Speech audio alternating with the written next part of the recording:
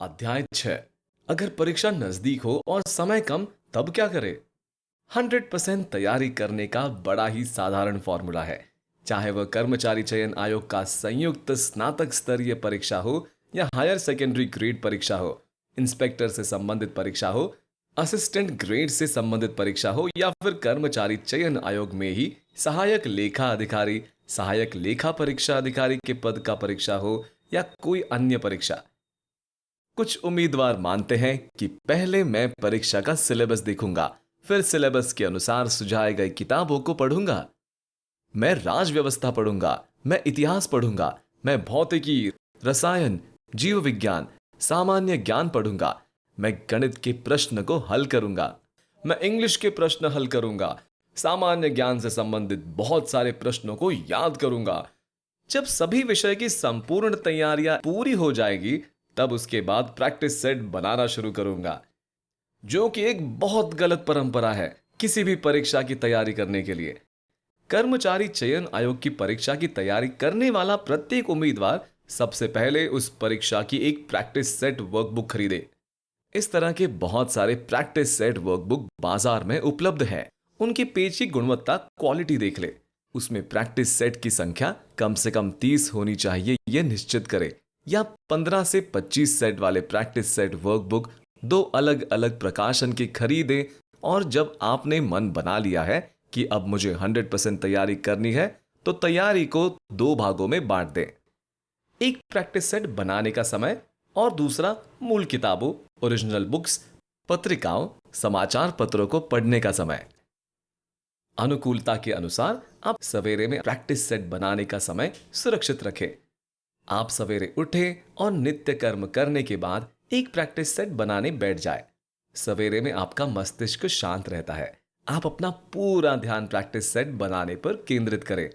Practice set 1 घंटा या 2 घंटे का होता है।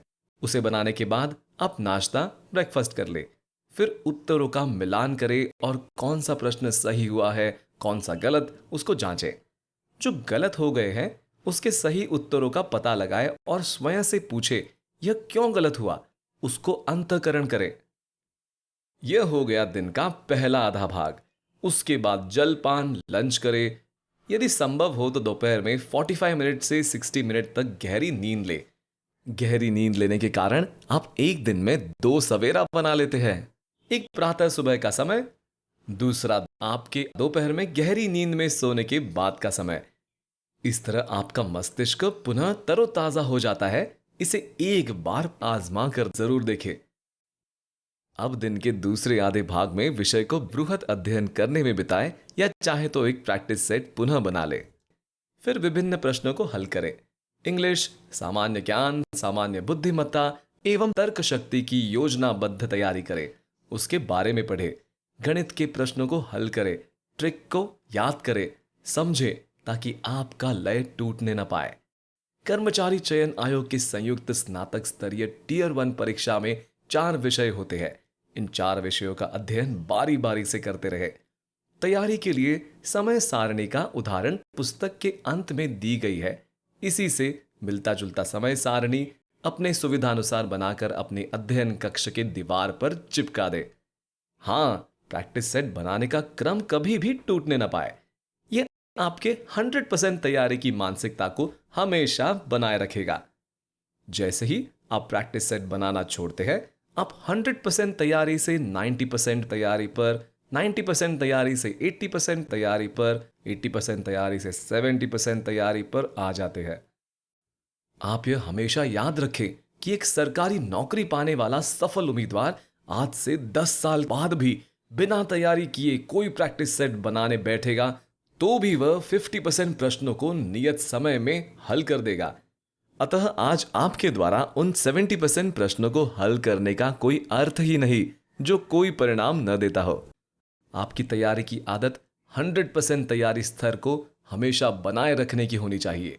अगर 90% पर औसत चयन सिलेक्शन हो रहा है, तो आपका लक्ष्य टारगेट 100% तैयारी की होनी चाहिए। वैसे ही परीक्षा स्थल पर निर्धारित समय से पहले पहुंचना अच्छी आदत है। 10 बजे परीक्षा शुरू होती है।